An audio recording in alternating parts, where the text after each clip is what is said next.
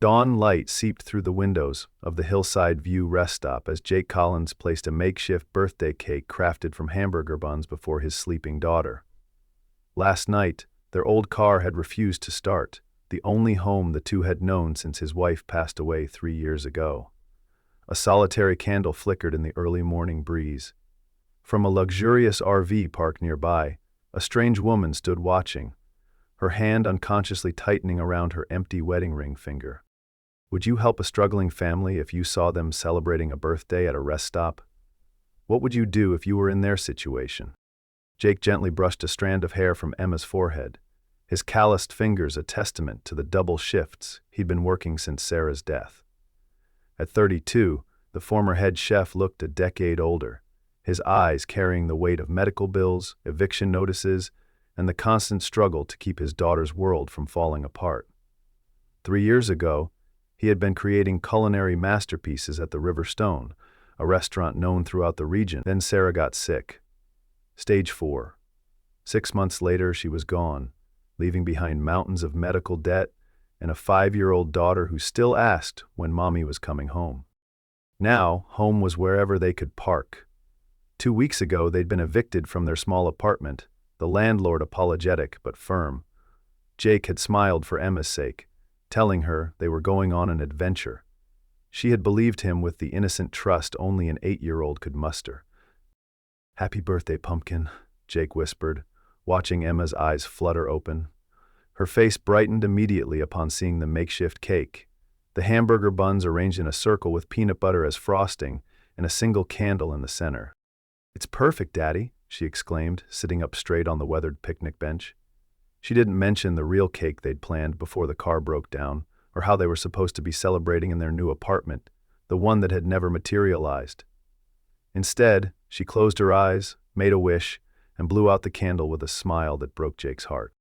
From her position near the RV, Olivia Westbrook watched the scene unfold, something tightening in her chest. At 35, she had everything money could buy, except for what mattered. The Westbrook tech empire had consumed her life since her father's passing last year. The divorce papers had been finalized just 3 months ago.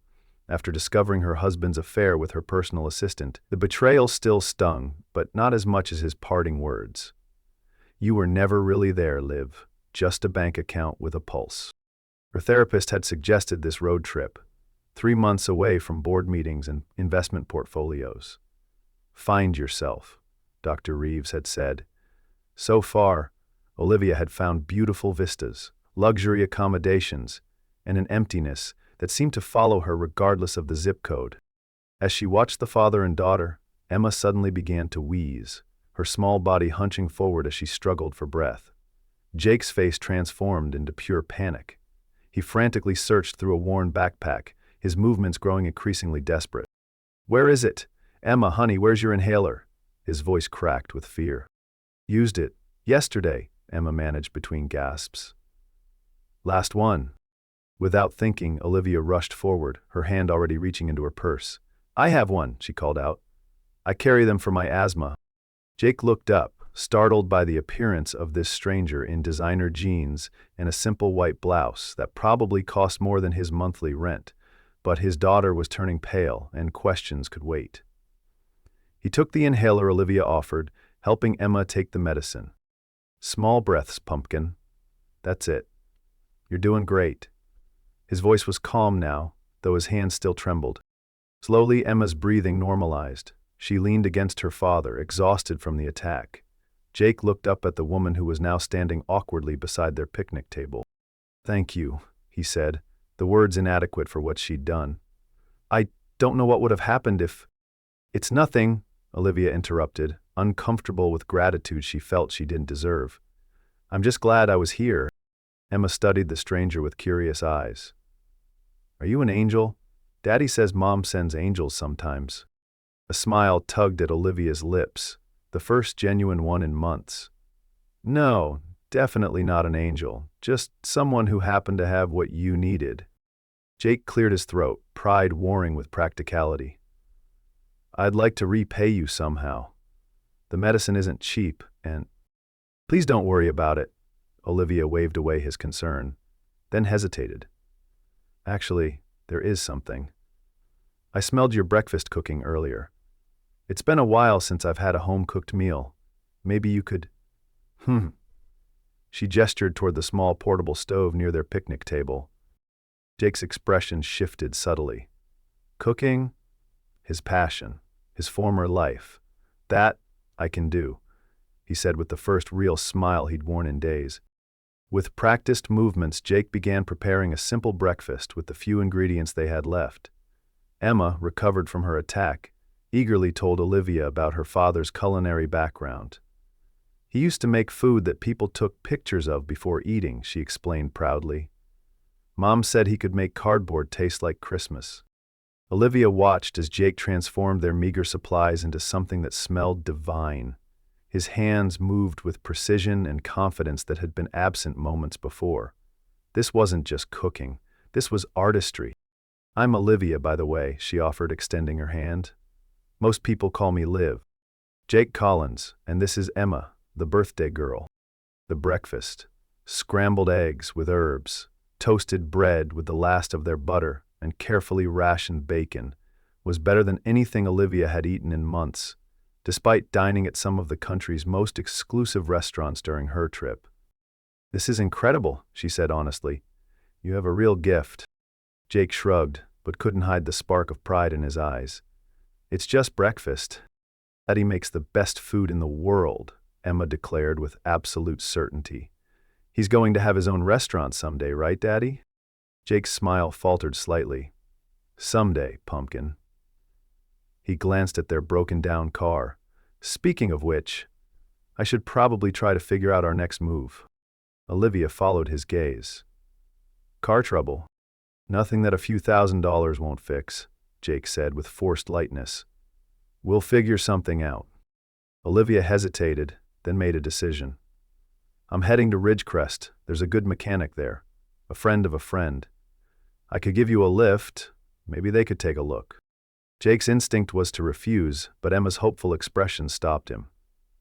That's very kind, but we couldn't impose. It's not an imposition. That RV is too big for just me anyway.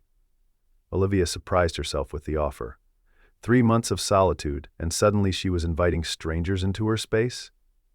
But something about their situation, about the way Jake created beauty from almost nothing, resonated with her. An hour later, after loading their few belongings into her RV, Olivia watched as Jake stood by their car, hand resting on the hood in a silent goodbye. The mechanic's assessment had been grim. The repair costs would exceed the car's value. It was the final blow in a series of misfortunes. You and Emma can stay with me until you figure things out, Olivia found herself saying as they stood in the garage parking lot. I'm just traveling around anyway, no real schedule. Jake's pride wore visibly on his face. We can't accept charity. Then make it an exchange. You cook, I provide transportation and lodging. She smiled. Believe me, I've been living on microwave meals and takeout. Some real food would be worth every penny. That evening, with access to a fully stocked RV kitchen, Jake created a proper birthday dinner for Emma.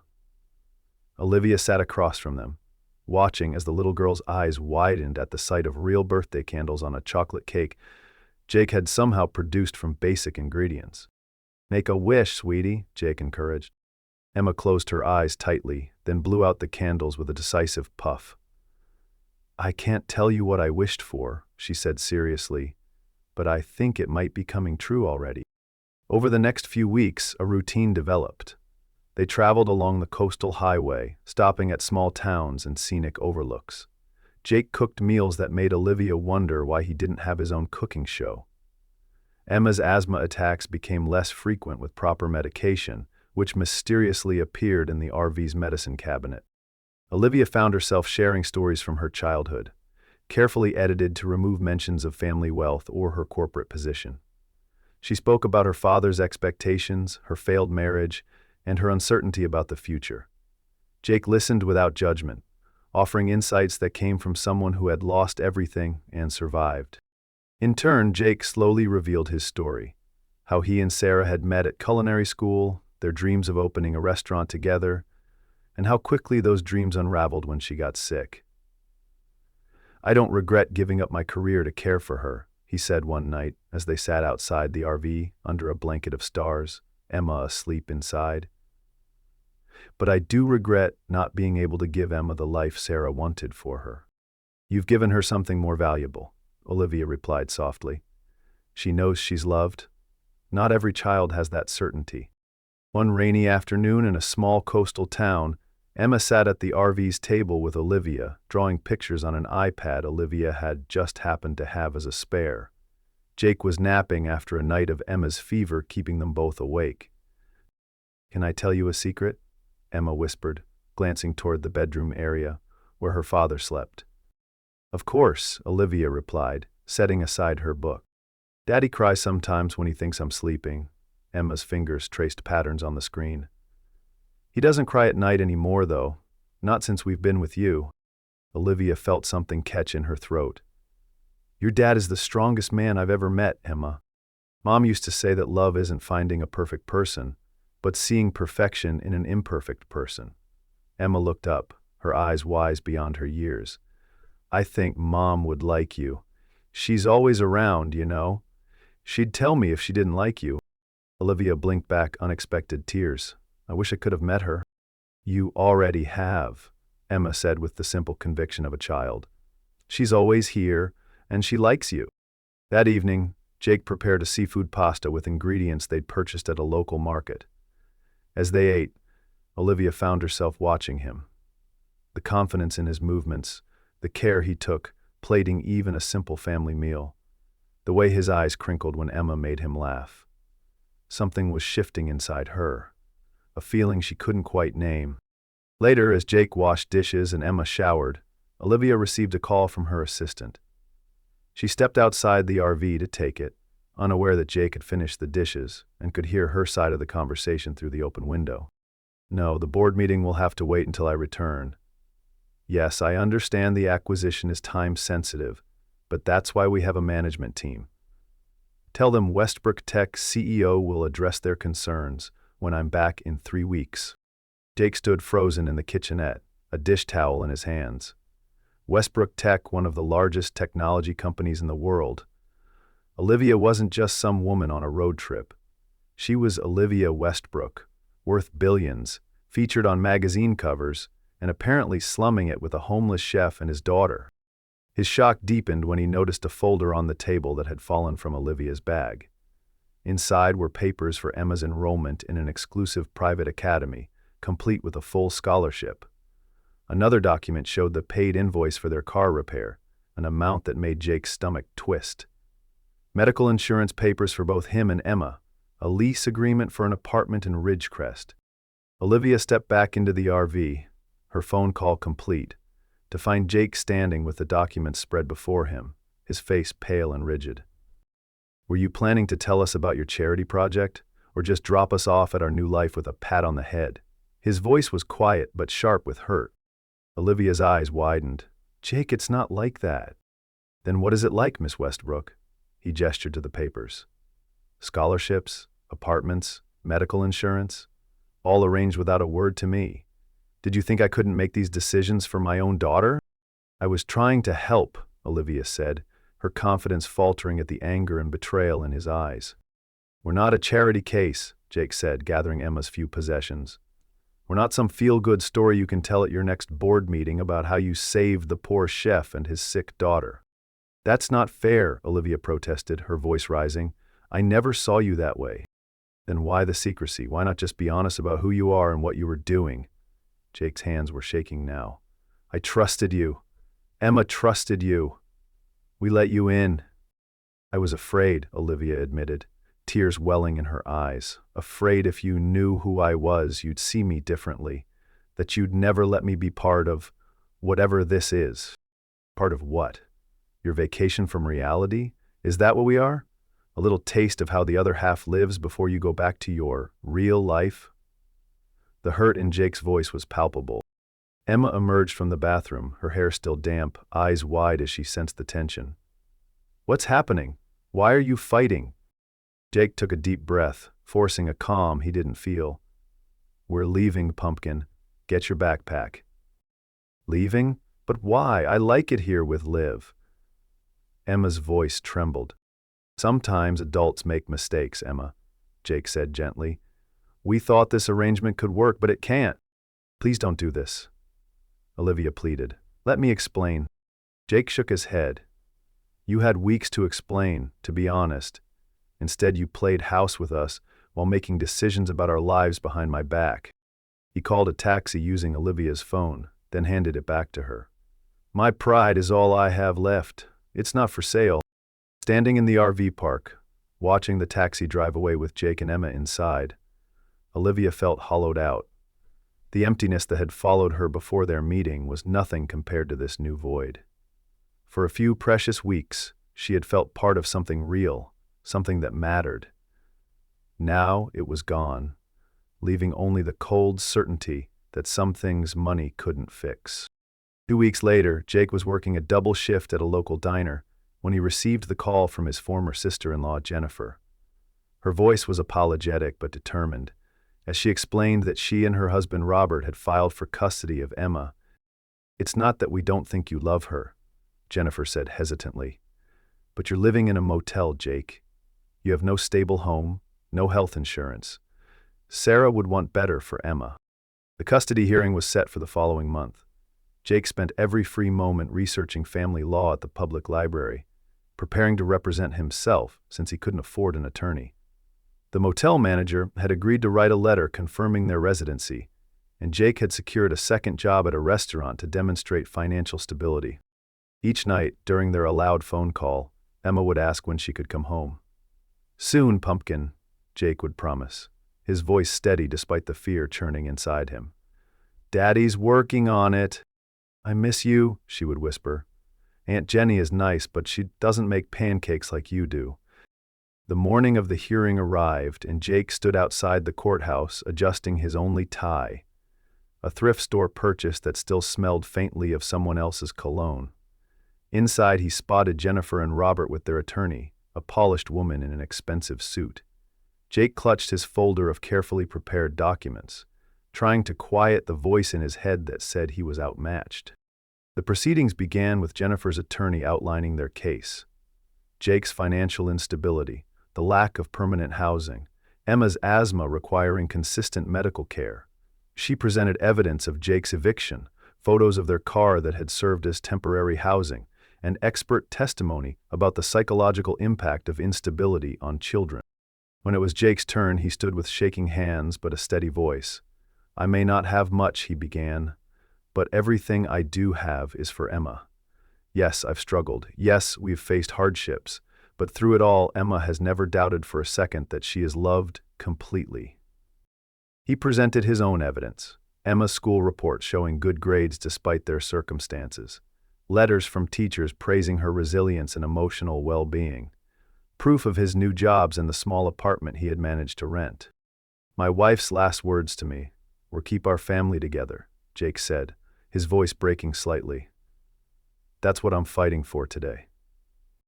The judge was reviewing the documents when the courtroom door opened.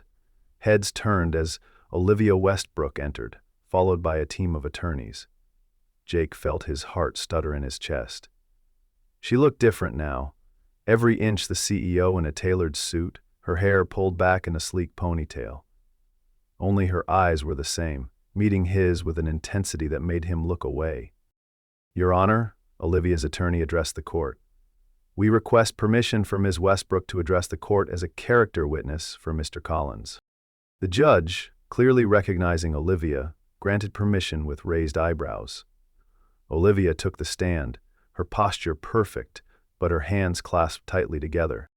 Jake Collins is not just the best father I have ever known, she began, her voice clear and confident. He is the person who taught me what family truly means. She described their weeks together, how Jake would go hungry to ensure Emma ate well, how he created moments of joy despite their circumstances, how his love for his daughter informed every decision he made. I've built a technology empire and managed thousands of employees, Olivia continued, but I've never witnessed the kind of strength it takes to be the parent Jake Collins is every single day. Then she revealed her proposal, a new restaurant called Jake's Kitchen, with Jake as head chef and part owner, backed by Westbrook Tech's Community Investment Fund. She presented a published cookbook featuring Jake's recipes, compiled secretly during their time together, with all royalties going into a trust for Emma's education. "I made mistakes," Olivia admitted, looking directly at Jake. "I should have been honest from the beginning. But my deception doesn't change the truth about Jake Collins. He deserves the chance to raise his daughter, the daughter who thrives because of his love and sacrifice." The courtroom remained silent as Olivia stepped down. Jennifer was crying softly, her husband's arm around her shoulders. The judge called for a brief recess, and as people filed out, Emma slipped away from her aunt and ran straight to Jake, throwing her arms around him. "I knew she'd come back, Daddy," Emma whispered. "I just knew it." Jake held his daughter tightly, his eyes meeting Olivia's over Emma's head. "Why?" he asked simply. "After what I said to you." "Because sometimes family isn't where you're born," Olivia replied softly. "It's where you find it." When court resumed, Jennifer approached the bench. "Your Honor, we'd like to withdraw our petition," she said, her voice steady despite her tears. "Sarah would want Emma with her father. We were wrong to suggest otherwise." The judge looked at Jake, at Emma clinging to his hand, and at Olivia standing a respectful distance away. "Mr. Collins will retain full custody," he declared. "This court encourages the parties to work together for Emma's benefit." Outside the courthouse, Jennifer embraced Jake for the first time since Sarah's funeral. "She'd be so proud of you," she said. "You were right to fight for your family."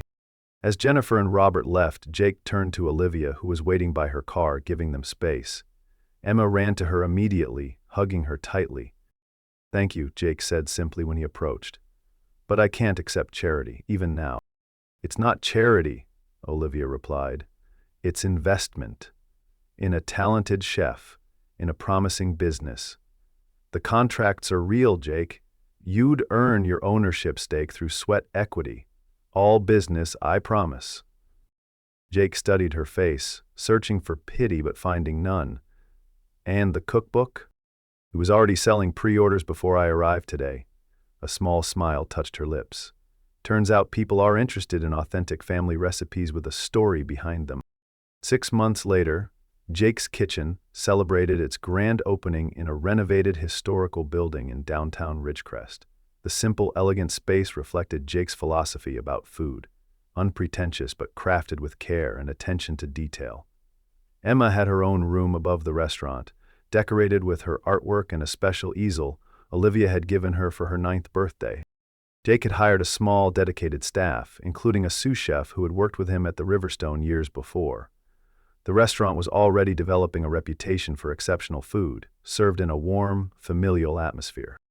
Olivia visited regularly, offering business advice but never interfering with Jake's culinary vision. She maintained her own apartment in the city but often stayed for dinner, helping Emma with homework or discussing expansion possibilities with Jake after closing. Their relationship remained undefined, hovering in a space between friendship and something deeper. Jake had slowly learned to accept help without seeing it as charity, while Olivia had discovered the joy of being valued for herself rather than her wealth or position. On Emma's 9th birthday, they held a proper celebration at the restaurant. As Emma blew out her candles, someone asked what she had wished for. Emma smiled mysteriously.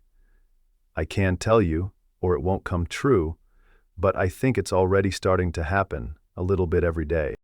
His eyes darted between Jake and Olivia, who stood near each other, their hands close but not quite touching. Everyone laughed and moved on to cake. But later, when the party had ended, Emma left a drawing on the table. 3 figures standing before a house with the words, "Family doesn't have to be perfect, just complete," written in childish script beneath. Jake found it as he was cleaning up, Olivia looking over his shoulder. Their eyes met, a question hanging in the air between them, unanswered but not ignored. "She's quite the artist," Olivia said softly. "It's that from her mother," Jake replied, his voice thick with emotion. "Sarah would be proud of the family you've kept together," Olivia said, carefully placing the drawing in a folder to be framed, "and the new connections you've made." Jake's hand found hers, tentative but deliberate. "We're still figuring it out, day by day." "That's what families do," Olivia whispered, her fingers intertwining with his. "If this healing journey touched your heart, Please like this video, share this story, and subscribe to our channel to restore your faith in humanity and family bonds. What do you think should happen next? Should Jake and Olivia become a complete family? Or is their current relationship enough?